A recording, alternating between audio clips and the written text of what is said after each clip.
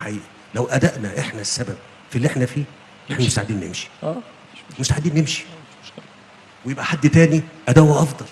إنما إذا كان ده محصلة سنين طويلة من عدم المواجهة وسلبيات كبيرة جدا في الأداء، وأنا ما بقصدش والله إسقاط على أي حد ولا الإساءة لأي حد، لكن ده الواقع. الناس كانت بتتحسب من اللي انتوا فيه دلوقتي وتخوفت منه على مدى أكتر من 50 سنة إنها تاخد إجراءات لبناء دولة حقيقية تقف على رجلها وتبص لمستقبلها.